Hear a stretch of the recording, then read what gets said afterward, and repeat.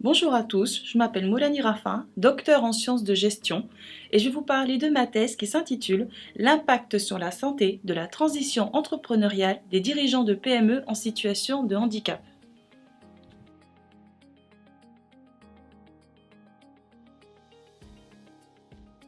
Il y a aujourd'hui en France 2,4 millions de personnes en situation de handicap âgées de 15 à 64 ans.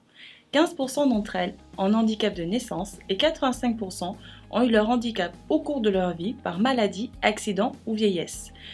Le handicap et l'aide aux personnes handicapées ont été développés et modifiés tout au long du XXe siècle par de nombreuses lois. Si on effectue une lecture juridique de l'essence de ces lois, depuis celle de 1957 jusqu'au décret de 2016, on constate que le législateur a eu à cœur de développer l'emploi des personnes handicapées et leur employabilité. Aux yeux de la loi, les personnes handicapées sont de potentiels salariés et non de potentiels entrepreneurs. Or, dans une société plus entrepreneuriale, il est également nécessaire de développer cette entrepreneuriabilité des personnes en situation de handicap.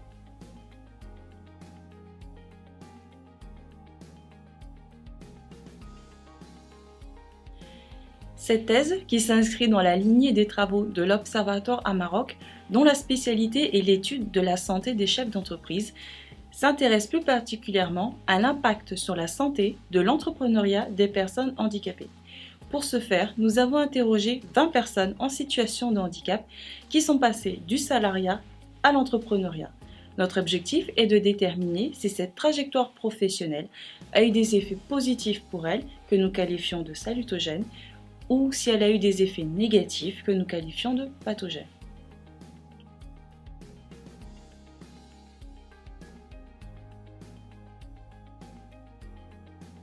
Les grandes théories de l'entrepreneuriat distinguent aujourd'hui deux types d'entrepreneurs.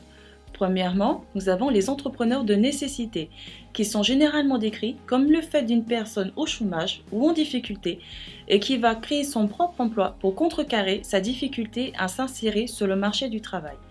Deuxièmement, nous avons les entrepreneurs d'opportunité qui consistent davantage à saisir des opportunités d'affaires, généralement dans le secteur de l'innovation. Pour étudier les résultats obtenus dans cette thèse, nous avons utilisé cette catégorisation des entrepreneurs.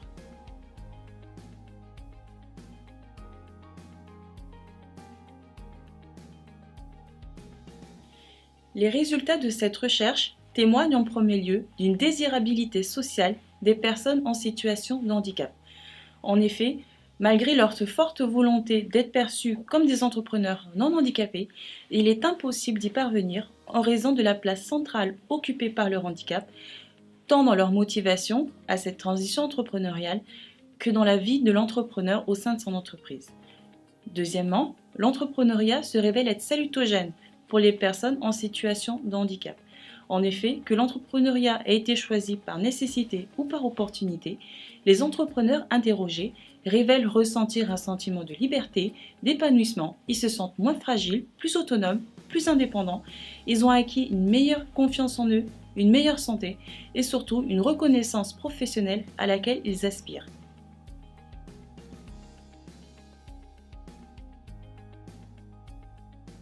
L'entrepreneuriat devient créateur de sens pour les personnes en situation de handicap. En effet, l'acte entrepreneurial confère à la personne handicapée l'engagement et la détermination nécessaires pour affronter les événements de la vie, tels que la dégradation de leur santé ou l'insatisfaction financière. Cette création de sens permet pour la personne handicapée d'avoir un fort sentiment de cohérence, ce qui va amener plutôt une salutogénèse entrepreneuriale. En conclusion, la balance entrepreneuriale des entrepreneurs en situation de handicap penche en faveur de la salutogénèse entrepreneuriale. En effet, 18 entrepreneurs en situation de handicap sur les 20 interrogés témoignent vivre plus une salutogénèse entrepreneuriale et seulement 2 cas présentent davantage une situation de pathogénèse entrepreneuriale.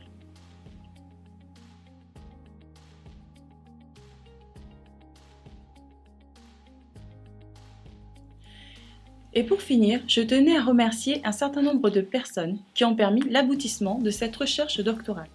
Premièrement, je tenais à remercier l'entreprise EY pour avoir financé cette recherche pendant les 3 ans et demi de sa durée. Plus particulièrement, je tenais à remercier le président directeur général de l'entreprise, Jean-Pierre Letinte, mais également Jean Boucaud, Marie-Thérèse Mercier, associée EY au cabinet de Montpellier, et également Yafang de Moya et Morgane Requel de la mission handicap au siège social à Paris. Deuxièmement, je tenais à remercier la fondation HUP Entrepreneur, également connue sous le nom d'Union professionnelle des travailleurs indépendants handicapés. Ils m'ont permis de pouvoir interroger les entrepreneurs au sein de cette recherche doctorale. Enfin, je tiens à remercier chaleureusement les 20 entrepreneurs qui ont accepté de participer à cette recherche. Pour les plus courageux d'entre vous, vous pouvez trouver ma thèse de 300 pages sur le site de l'Observatoire Amarok, www.observatoire-amarok.net.